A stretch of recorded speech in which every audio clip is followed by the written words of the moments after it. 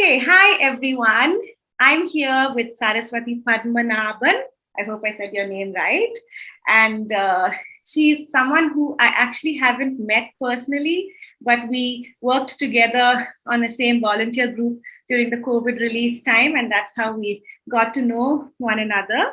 And she has this wonderful vision. She, along with her husband, work with construction workers, and they even run a Montessori preschool in Bangalore.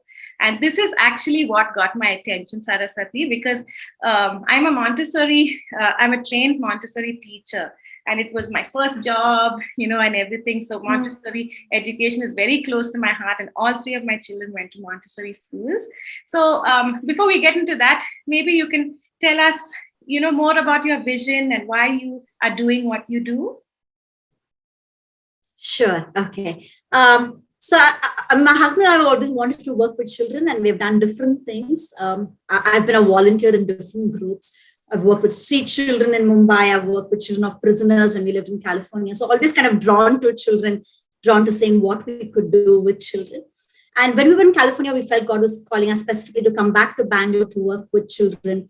And, we came here. I studied counseling because I was looking at, okay, what skills can I acquire to work with children, with communities? And then, I worked in an NGO for a while, took a break when we had children. And when we were living in Bangalore, we used to see a lot of these migrant children, right? We lived in Sarjapur. We used to see them playing near the office complexes, on construction sites. And, they're so vulnerable and they were in such dangerous situations. And so we said, we want to do something for this community. We felt God was drawing to us to that community. And and then we said, okay, what do we do for this age group, 2 to 6 years? And, my children were in Montessori. My youngest had just started. My oldest was going to leave pre-primary. And we had seen how beautifully that had worked for our children. And we said, we want to do this with the children that we serve as well. And so I went on to studying Montessori that summer. And that's how we got started with Diya Ghar. Wow, that's amazing. And to think that, you left America to come back to this, that's wonderful to hear.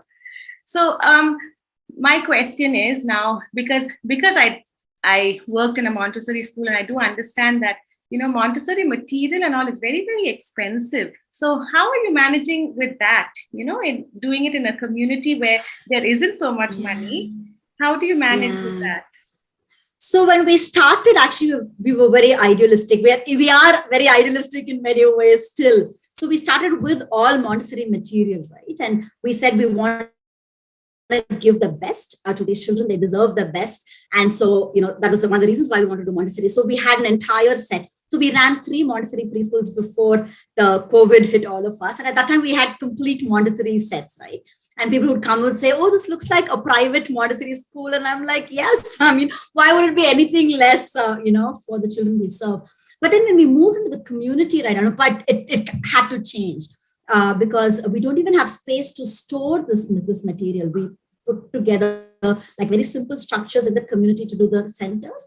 And so we couldn't really even store this material. And sometimes we store the material in nearby huts and then bring it in every morning and set up the classroom. So then we started looking at every area and how do we make teacher-made material.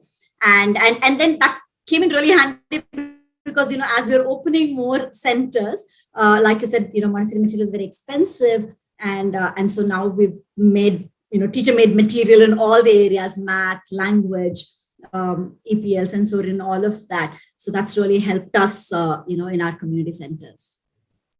That's awesome. And parents have been okay with it? Because usually our Indian parents, they kind of want children to sit in a classroom, look at a blackboard, learn ABCD. So they have been okay with this? So for us, it's been, we've not had that problem, not so much, because what happens with migrant communities, right? They really don't think they'll be able to send their children to school. And that was one of the reasons why we wanted to work with this particular community. So they live in blue tents. They come from villages. They've never thought of sending their children to school. And they say, we'll be here for a couple of years, we'll go back. And so our children can't get educated. So really we start, from that place. We talk to them about how they too can dream of a different future for their children. And so really that whole Montessori conversation doesn't come in too much. There are only a few families in these communities where the older children are going to government schools. And so, during the orientation, we talked about why we teach the way we teach and how that helps develop the child, especially in the 3 to 6 years. So they've been very, very kind of receptive. Oh, that is so encouraging to hear. I mean, I always thought that doing Montessori education is something that I will never be able to do on my own because, number one, it costs a lot of money. Number two, I'll need to have trained teachers. So it's so encouraging to hear that you're doing it in your setup, and just wonderful to hear all that you're doing, Saraswathi. And like I said, I want to keep this short. So whoever's listening to this, please check out Saraswati's LinkedIn profile, see what she does. I know she keeps posting beautiful pictures of the children and the wonderful work that she's doing in the community. And thank you so much for taking time out to come and speak to me. Just before we end, I just want to know, what are your dreams for the future, for this vision that you have?